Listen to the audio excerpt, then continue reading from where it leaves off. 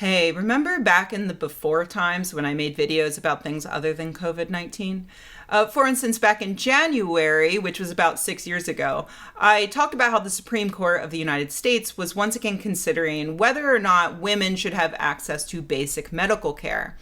I'll sum it up in case you missed it. Under the Affordable Care Act, religious organizations can opt to prevent their employees from getting insurance coverage for things like birth control, so long as they sign a piece of paper saying that the government can step in and provide that coverage for them.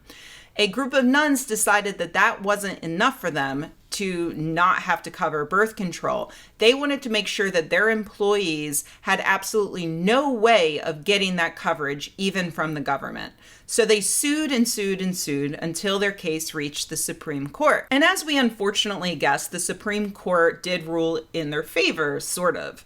In a 7-2 majority, they determined that the Trump administration has the right to say that any employer, not just a nonprofit, not just a religious Christian organization, can refuse to cover contraception, or I should say, can refuse to allow their employees to get insurance for contraception coverage. Let's be clear, that really fucking sucks. No president should be allowed to wave a magic pen and sign away the right of half the population to access medical care. As Ruth Bader Ginsburg wrote in her dissent, accommodating claims of religious freedom, this court has taken a balanced approach, one that does not allow the religious beliefs of some to overwhelm the rights and interests of others who do not share those beliefs. Today, for the first time, the court casts totally aside countervailing rights and interests in its zeal to secure religious rights to the nth degree. However, it could have been worse. You might notice that the Christians won 7-2, while the court skews conservative only 5-4. So who were the two people who seemingly abandoned women? That would be the one liberal man, Justice Breyer, and one woman, Justice Kagan. And that surprised me because Kagan seems like someone who's generally on the side of reason, and on the side of women, and on the side of separation of church and state. So I looked into it and I discovered that conservatives are actually not super happy about this ruling. Fox News goblin Andrew McCarthy, for instance, is honestly shook that the decision was so narrow. And begrudgingly, he lauds Kagan for playing basically 12D chess while the rest of the Supreme Court is apparently playing Fortnite. You see, while the court ruled that a president can decide these sorts of exemptions, they could have also ruled on whether or not the original ACA mandate placed an undue burden on religious organizations. They chose not to do that, and instead they kicked the case down to the lower courts, where the Little Sisters of the Poor are going to have to continue their legal bickering for the foreseeable future.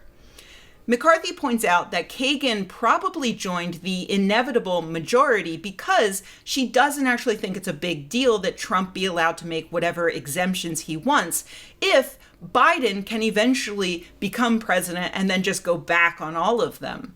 McCarthy says that this is all in line with the traditional progressive values of loving unaccountable bureaucracy and eroding First Amendment free exercise rights. Yep, that checks out. I'm a progressive because I love red tape and hate the Bill of Rights.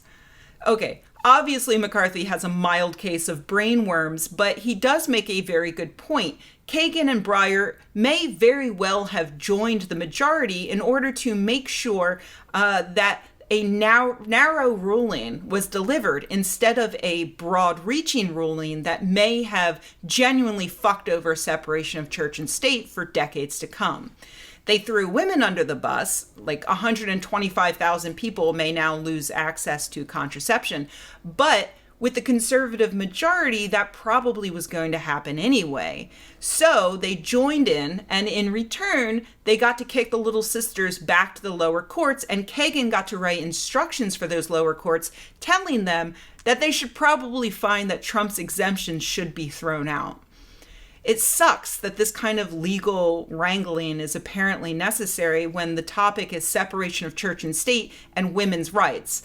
But here we are, 2020.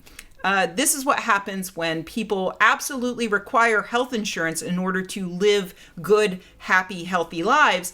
And when you inexplicably decide to tie health insurance to employment, this is what you get. Now we're in the middle of an actual pandemic, and more than 1 out of 10 adults is unemployed.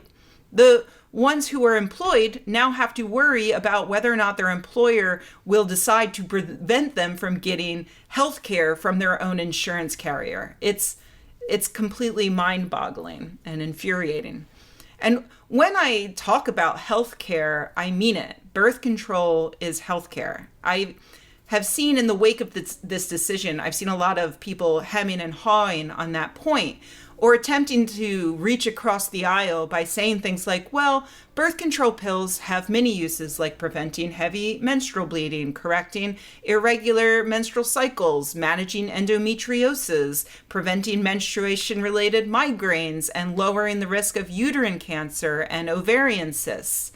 And all of that is absolutely true, but 86% of people take birth control pills in order to prevent pregnancy, and that is healthcare. Preventing pregnancy is healthcare. Preventative medicine in general is healthcare. Vaccines, for instance, are healthcare. If you're traveling to some parts of South America or Africa, your insurance carrier will cover a vaccine to prevent you from getting yellow fever. Here's something that has never happened. No one has ever argued that insurance carriers shouldn't cover that. No one argues that your employer should be able to stop your insurance carrier from covering your vaccine. No one argues that people should just not travel to those places if they don't want yellow fever. And absolutely no one needs to respond to that to list the other benefits the yellow fever vaccine might give to people who don't need it for travel. All of that would be extremely unreasonable. It would be unreasonable to demand that individuals change their travel plans to avoid a disease that they can easily vaccinate against. So, you know why birth control is healthcare? Because it prevents pregnancy. Here's what pregnancy does to your body. High blood pressure, diabetes, preeclampsia, which is a serious condition that can kill you, nausea, vomiting, anemia. 7% of women get depressed during pregnancy. 10 to 20% of women experience clinical postpartum depression. 1 out of 1,000 people experience postpartum psychosis. Women who get breast cancer after giving birth experience a much higher risk of having it metastasize to their liver. Oh, also, there's a very high risk of bringing an unwanted child into the world with no one ready to take care of it for 18 years. Birth control is healthcare. We have to underline that, to stress that, to not let people forget that, because if they do, then we're headed for a world where the only way to get birth control is to prove that you have endometriosis or some other issue like that. Anyone who does not want to get pregnant should have easy, cheap access to birth control, regardless of what the Supreme Court has to say about the roles and responsibilities of the executive branch of the U.S. government.